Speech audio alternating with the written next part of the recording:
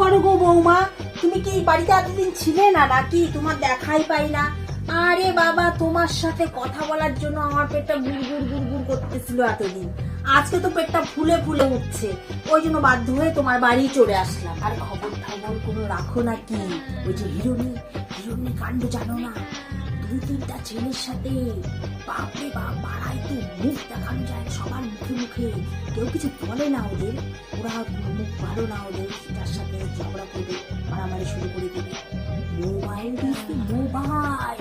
আরে প্রাইভেটের নাম করে কোথায় কোথায় চলে যায় জানো?